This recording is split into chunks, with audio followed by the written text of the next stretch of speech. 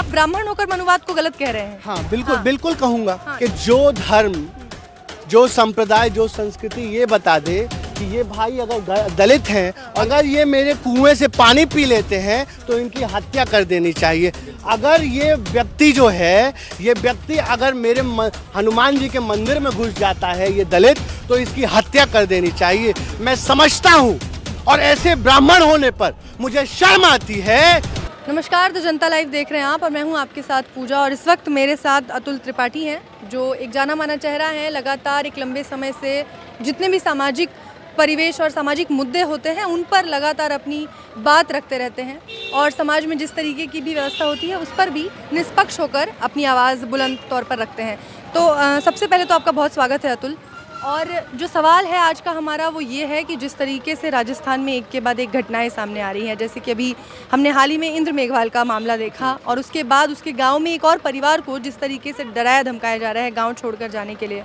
और सबसे ज़्यादा बुरी बात ये कि उस घटना के बाद उस बच्चे को न्याय दिलाने के लिए एक तरफ लोग जद्दोजहद कर रहे हैं और दूसरी तरफ एक और तबका है जो ये साबित करना चाहता है कि ऐसा कुछ है ही नहीं, उस गाँव में जातिवाद जैसी कोई चीज़ ही नहीं है, स्कूल में मटका था ही नहीं, जो कि बाद में साफ हो रहा है कि मटका था, उसे हटाया गया और नल लगवाया गया। इन सब मुद्दों को देखते हुए आपको क्या लगता है कि समाज जो है वो किस ओर जा रहा है? देखिए, आज ये बहुत दुख और पीड़ा का विषय है और मेरे जैसे व्यक्ति के लिए जो लगातार आज देश में इन कुरीतियों के खिलाफ लड़ रहा है। और न केवल राजस्थान, अभी आप देखिए कानपुर में जिस तरीके से एक दलित बहन को उसका बलात्कार किया गया, उसको जिंदा जला दिया गया, इसी तरीके से उन्नाव में फिर से एक 5 साल की बच्ची के साथ जघन्यता की गई और उसके शरीर को जला दिया गया। इंद्र मेघवाल को आपने देखा ही। ये सोचने का विषय है कि आज आज़ादी के 75वें साल में ये देश प्रवेश कर गया है, लेकिन फिर भी जिस तरीके से सामाजिक न्याय को ख़त्म किया जा रहा है, एक तरीके से एक ऐसे अंधकार में ढकेला जा रहा है जहाँ पे मैं समझता हूँ कि दलित होना, फिर से दलित होना, पिछड़ा होना इस देश में पाप होता चला जा रहा है। और मुझे डर लग रहा है कि फिर से कहीं ना कहीं वो समय ना आ जाए जब दलितों पर सिर्फ उनकी परछाई पड़ जाने पर दलितों की हत्या कर दी जाती है। और आज जिस तरीके से इंद्र मेघवाल को सिर्फ पानी पीने के लिए, पानी भर पीने के लिए, आप समझ सकती हैं कि जातिवाद का संकीर्ण जहर कैसे इस समाज की सोच में, इसके दिलो दिमाग में इस कदर हावी हो गया है कि कैसे इंसान जो है वहशी दरिंदा बन जाता है, जानवर बन जाता है। और ये सिर्फ धर्म के नाम पर। मैं समझता हूँ, मुझे शर्म आती है ऐसे हिंदू धर्म पर और ऐसे मनुवादियों पर जो हर बीतते दिन के साथ इंसानियत का गला घोट रहे हैं। और आपको जानकर हैरानी होगी कि जब मैं आपको ये इंटरव्यू दे रहा हूँ, हर तीसरे मिनट इस देश में महिलाओं के साथ बलात्कार होता है। हर तीसरे मिनट एक बहन की इज्जत आबरू लूटी जाती है।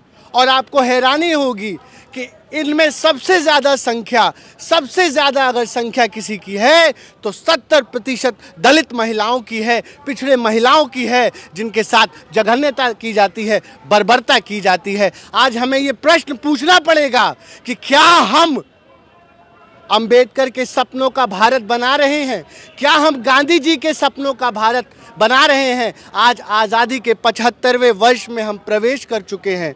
प्रधानमंत्री जी लाल किले के प्राचीर से इतिहास का सबसे लंबा भाषण, 83 मिनट का भाषण देते हैं, महिलाओं की सुरक्षा को लेकर के, महिलाओं की इज्जत को लेकर चिंता करते हैं। लेकिन उसी 15 अगस्त के दिन दिल्ली से 900 किलोमीटर दूर गुजरात में भारत माता की बेटी के साथ अन्याय होता है, बिल्किस बानो के साथ अन्याय होता है और उस पर प्रधानमंत्री एक शब्द नहीं कहते हैं। उल्टे बलात्कारियों को, जिन्होंने 5 महीने की हिंदुस्तान की बेटी बिल्किस बानो की इज्जत लूटी, उसके 3 साल की छोटी बच्ची को मौत के घाट उतार दिया। और यहीं तक वो नहीं थमे, 7 लोगों को, बिल्किस बानो के 7 परिवार के 7 लोगों को मौत के घाट उतार दिया।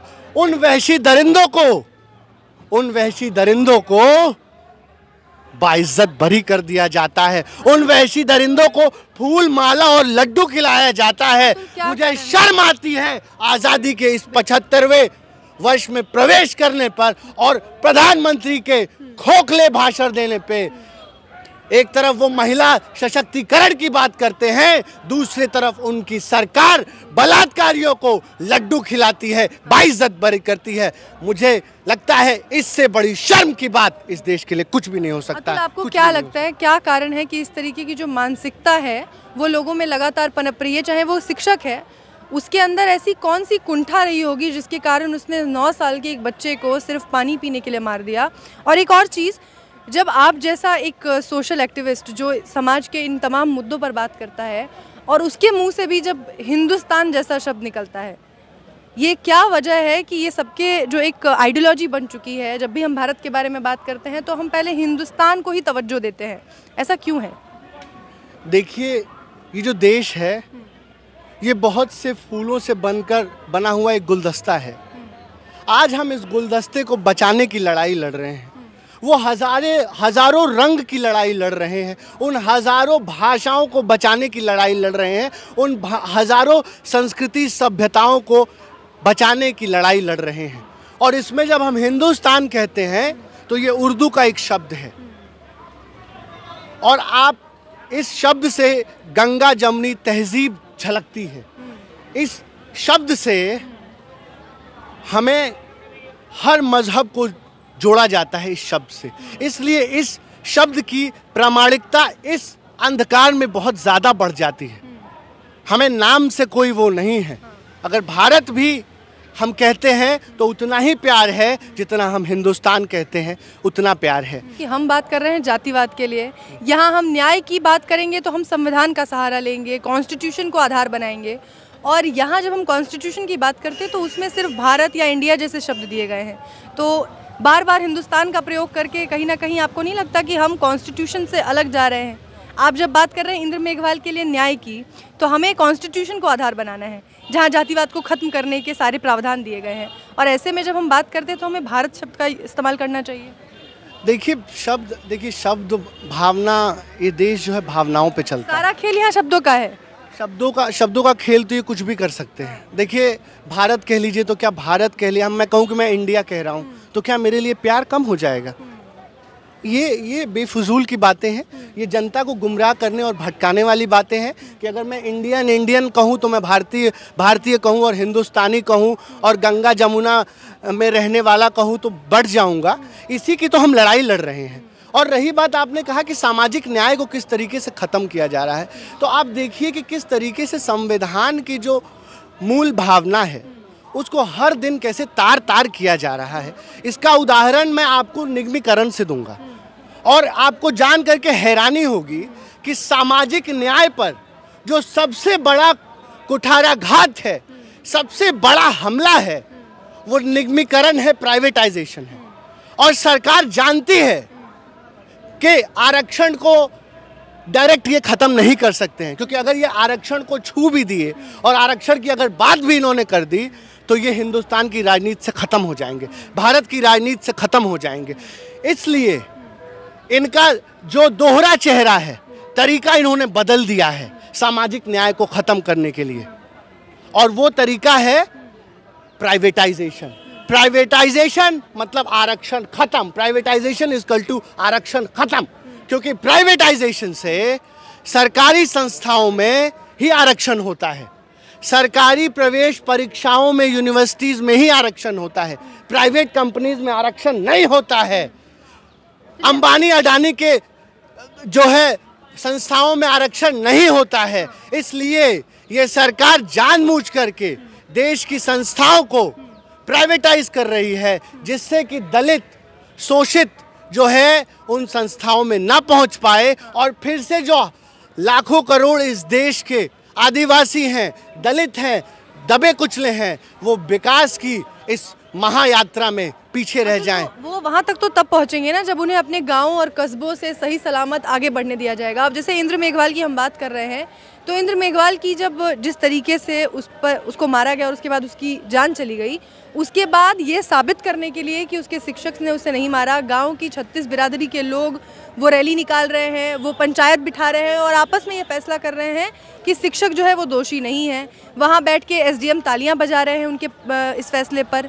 तो समाज तो इन चीज़ों में उलझा हुआ है। ये समाज चाहे प्राइवेटाइजेशन हो, चाहे विकास की जिस यात्रा की आप बात कर रहे हैं, इसमें ये समाज कहाँ आएगा? देखिए, बार बार ये सामाजिक न्याय की लड़ाई है और बार बार मैं कह रहा हूँ, जब हजारों साल से एक तबके को पिछड़ा जानबूझकर उस समय मनुवादियों ने पीछे किया, उसके बाद से मुगलों का शासन आया, उसमें दलित समाज पीछे हुआ, उसके बाद से इसमें जो है अंग्रेज़ों का शासन आया, उसमें भी दलितों का गुलाम किया जाए, और अब 75 सालों से हम सामाजिक न्याय की लड़ाई लड़ रहे थे और कई हद तक हम इसमें जीत भी हासिल किए। आपने देखा किस तरीके से मायावती जी, जो एक महिला सशक्तिकरण का एम्बलम बनी, और किस तरीके से एक नज़ीर पेश की हिंदुस्तान की राजनीति में कि एक दलित महिला किस तरीके से नेतृत्व कर सकती है और आगे खड़े होकर के नेतृत्व कर सकती है। और इसी तरीके से बहुत से संस्थाओं में भी आपने देखा कि एक तरीके से छुआछूत हम बहुत हद तक कम कर पाए।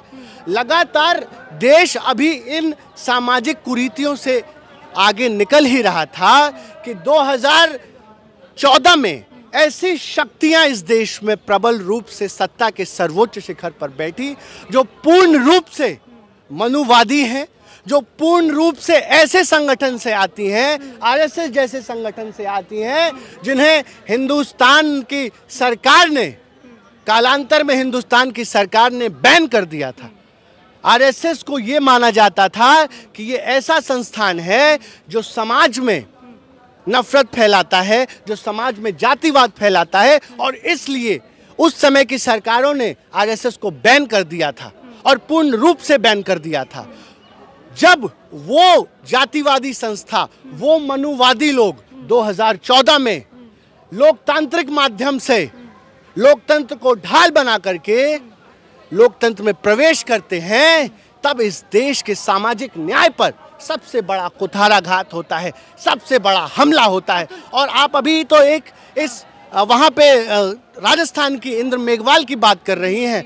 हर रोज देश में एक इंद्र मेघवाल के साथ अन्याय होता है, एक दलित को पीटा जाता है, एक दलित को मारा जाता है, एक दलित को सिर्फ और सिर्फ उसके नाम के पीछे चमार, भंगी, दुसाध, गौड़ होने की वजह से उसके साथ अन्याय होता है। सच बताऊं तो बेहद दिल रोता है, और मैं तो थक चुका हूं इस लड़ाई को लड़ते लड़ते।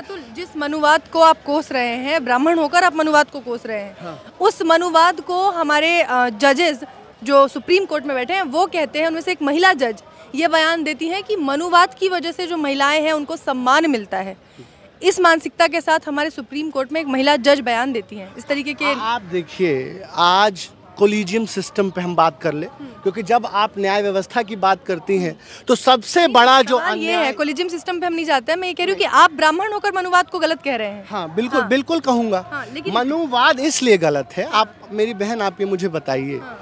कि जो धर्म, जो संप्रदाय, जो संस्कृति ये बता दे कि ये भाई अगर दलित हैं और इनकी परछाई मेरे ऊपर पड़ जाती है तो इनकी हत्या कर देनी चाहिए, अगर ये मेरे कुएं से पानी पी लेते हैं तो इनकी हत्या कर देनी चाहिए, अगर ये व्यक्ति जो है, ये व्यक्ति अगर मेरे हनुमान जी के मंदिर में घुस जाता है ये दलित, तो इसकी हत्या कर देनी चाहिए। मैं समझता हूँ, और ऐसे ब्राह्मण होने पर मुझे शर्म आती है कि मैं इंसान नहीं बन रहा हूँ, मैं मनुवाद के जहर में एक राक्षस बन रहा हूँ, एक दरिंदा बन रहा हूँ जो इंसानियत की हर दिन गला घोट रहा है। इसलिए ये मेरे लिए कतई ब्राह्मण होना गर्व की बात नहीं है, क्योंकि अगर ब्राह्मण होना इस तरीके का दमन और अत्याचार है तो मुझे शर्म आती है ऐसे ब्राह्मण होने पर। और आप भी, मैं आपको इस टीवी के माध्यम से बताना चाहूँगा कि आप भी एक सवर्ण समाज से आती हैं,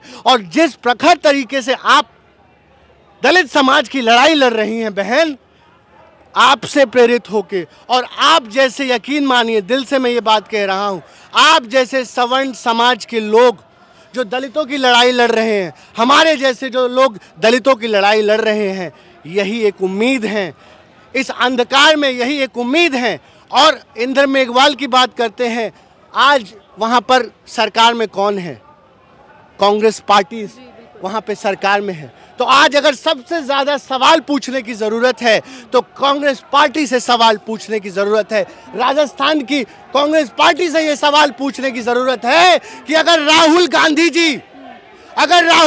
जी कहते हैं कि वो दलितों के हम रहनुमा हैं, वो कहते हैं कि वो दलितों के सबसे बड़े नेता हैं, तो राहुल गांधी, प्रियंका गांधी इंद्र मेघवाल की परिवार से क्यों नहीं मिलते हैं? क्यों नहीं प्रियंका गांधी इंद्र मेघवाल के परिवार से जाकर मिलती हैं? कहीं ना कहीं ये कांग्रेस का दोहरा चेहरा दिखाता है कि ये जब उत्तर प्रदेश में दलितों पर अत्याचार होता है तो बहन प्रियंका गांधी पहुंच जाती हैं, राहुल गांधी ट्वीट करते हैं, लेकिन जब राजस्थान में क्या संवेदना भी नहीं जता सकते हैं? तो सवाल पूछा जाएगा। और इस बार राजस्थान की जनता ये तय करे कि कांग्रेस क्या दलितों के साथ है कि नहीं है, या ये नाटक कर रहे हैं। हमें आज दलित समाज को और दबे कुचले पिछड़े लोगों को सबसे ज्यादा अगर किसी से खतरा है तो नकली अम्बेडकराइटों से है, जो अपने नाम के पीछे आज़ाद लगा लेते हैं, अम्बेडकर लगा लेते हैं, फूले लगा लेते हैं, लेकिन जाकर के इन मनुवादियों के गोद में, बीजेपी आरएसएस के गोद में जाकर बैठ जाते हैं सत्ता की मलाई खाने के लिए। और ये निर्णय करना पड़ेगा इस देश के करोड़ों दलितों को कि अगर अब आप अपने घरों से बाहर नहीं निकले, अगर सामाजिक न्याय की लड़ाई नहीं लड़े, तो फिर से वो दौर आ रहा है, वो दौर फिर से आ रहा है जब आपको मजबूर किया जाएगा वही मलमूत्र उठाने को, वही गुलामी करने को, वही चंद हाथों में आपका उत्पीड़न होगा। इसलिए मैं कहना चाहूँगा कि निकलो घरों मकानों से, जंग लड़ो बेईमानों से, तब लड़े थे गोरों से, अब लड़ना है इन अत्याचारी दमनकारी चोरों से, इन दमनकारी चोरों से। और अभी तो ली अंगड़ाई है, आगे खूब लड़ाई है, अब याचना नहीं रण होगा, संघर्ष बहुत भीषण होगा। जो न्याय, सामाजिक न्याय की लड़ाई है, उस सामाजिक न्याय की लड़ाई को मजबूत करने के लिए हमें नए अंबेडकर आंदोलन, हमें नए फूले और पेरियार के आंदोलन, और सिर्फ बातों से काम नहीं चलेगा। चाहे वो बीजेपी हो, चाहे वो कांग्रेस हो, चाहे वो समाजवादी पार्टी हो, चाहे इस देश की कोई भी पार्टी हो, आज हमें ये उनसे जवाबदेही लेनी पड़ेगी, ये गारंटी लेनी पड़ेगी कि आप दलितों के सच में साथ खड़े हैं कि उनके साथ ढोंग कर रहे हैं, नाटक कर रहे हैं।